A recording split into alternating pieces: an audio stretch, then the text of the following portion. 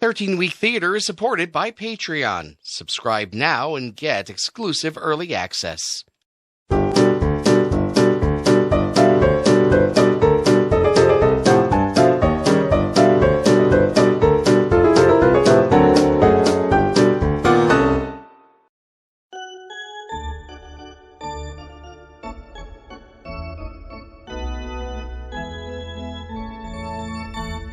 In 1991, 16-year-old Matthew McGuff wrote a series of letters to the New York Yankees begging for a chance to become a bat boy.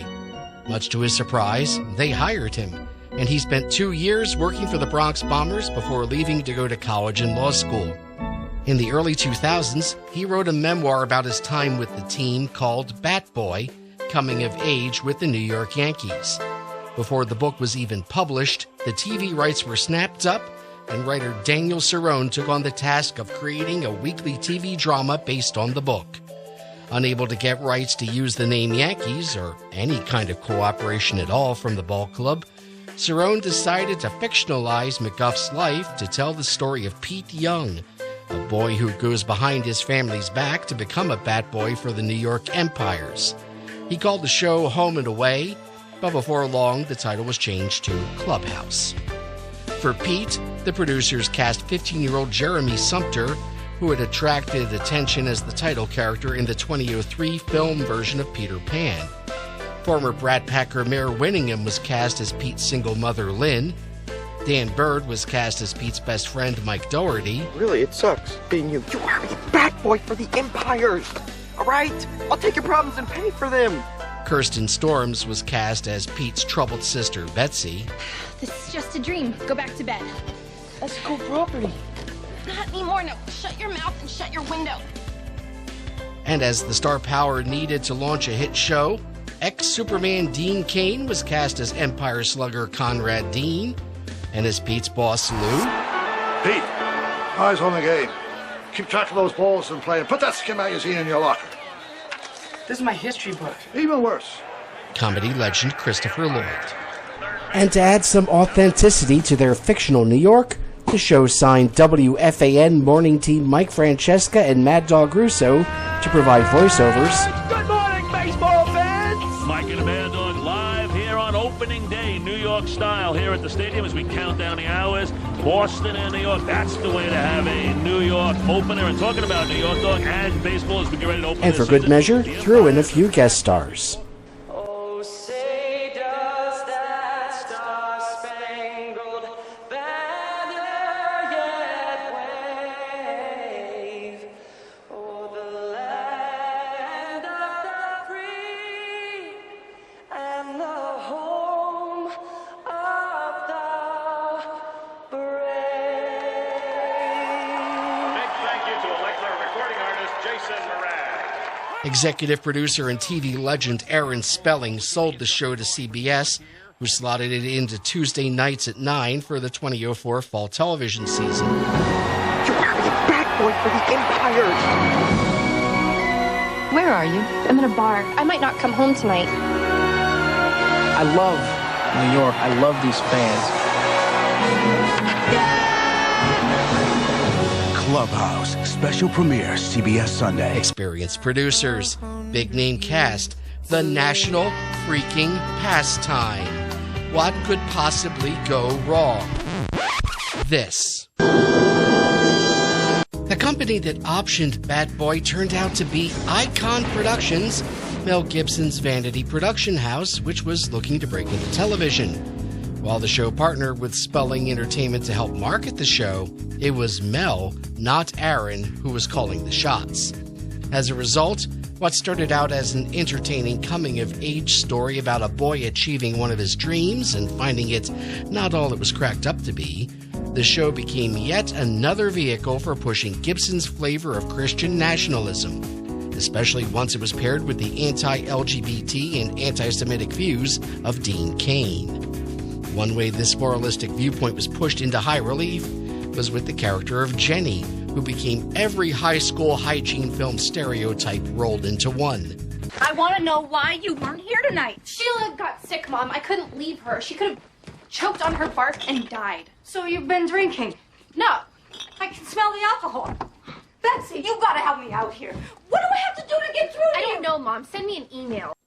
Another was having Pete go behind his mother's back to become a bat boy, forging her signature on permission forms. Excuse me, ma'am. Traditionally, no visitors allowed in the dugout. Make yourself at home. What, you took a job here? This is where you came after school last night? What were you thinking? Huh? I mean, what? Did you expect to keep this job from me all year long? No. Just a couple of weeks. To show you I can handle it. Well, you showed me, all right. I feel like I'm sitting with a stranger. I mean, the Pete I know would never lie to me. And every episode had to have at least one moral lesson that had to be driven home in a way that would make the tags on the old G.I. Joe cartoons seem subtle. Hey, it's a little early, isn't it? Well, late, actually. Did you grade my history report yet? Why do you ask? Well, I turned in the wrong one yesterday. You wrote 2 papers on the Cumberland Gap. No, I only wrote one of them. Ah, I see. Well, I suppose I'd have a look at the one you wrote then. Thanks, and if that doesn't bring up my grade, then I'll do whatever extra credit it takes. Well, I'm sure you will.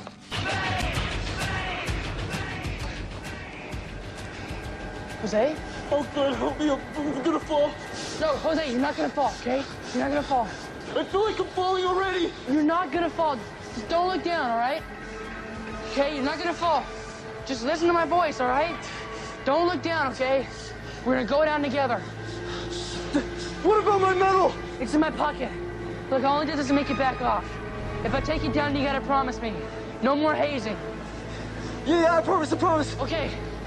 Okay. All right, then. Just one step at a time, all right? You ready? One step. That's it. You're doing great, man. Keep going. Take it easy, man. Take it easy. One step. Are we coming down? I should have stood up for you. You deserve a mother bear every bit as much as Pete. See, I don't want anyone who mistakes herself for a bear associated with me in public. Maggie's mom needs to be put in her place. Isn't that what you want? Because if that's what it takes to show you my love, I would... Leave it alone, Mom. I could give a rat's ass. Well, I do give. You want to know why I didn't stand up for you yesterday? Why? Because when Maggie's mom was nailing you to the wall for your bad behavior, all I could think was, go, girl. Go, girl? When you're the only one who lectures your kids all the time, you get tired of hearing the sound of your own voice. It felt good to hear someone else yell at you for a change. I changed my mind about wanting to know. I'm not finished. You think Maggie's mom is evil for buying her a car? Well, guess what? I'd do the same thing if I thought it'd work. I'd give you my car, my house. I'd give you my life. Anything, Betsy, to get through to you. Anything. Are you done? Yes. Do you feel better? Yes. Good. Before the cameras ever rolled, the show went from the Bad News Bears to Davy and Goliath. While a Sunday night family audience might have swallowed such fare, on Tuesday nights at 9, Clubhouse just couldn't cut it. Ratings plummeted faster than a sack of oranges and made an even bigger splat when they hit bottom. CBS pulled the plug on November 6th after only 5 episodes. The remaining 6 episodes would not be seen until the summer of 2005 when the show was rerun on HDNet. After Clubhouse was canceled, creator Daniel Cerrone got the wholesome taste out of his mouth by joining the writing staff of, and later becoming showrunner for, Showtime's Dexter. Jeremy Sumpter went on to play J.D. McCoy on Friday Night Lights. Mare Winningham took on the part of Susan Gray on Grey's Anatomy. Dan Bird was cast as Courtney Cox's TV son on Cougar Town. Christopher Lloyd is still acting well into his 9th decade. Dean Cain went on to alienate a whole new cast, production team, and generation of fans with his short stint on Supergirl. And Mel Gibson is still back. Take me out to the ball game. Take me be out with the crowd. Buy me some peanuts and Cracker Jack. I don't care if I never get back. Let me root for the home team. If they don't win, it's a shame. For it's 1, 2, 3 strikes, you're out at the old ball game.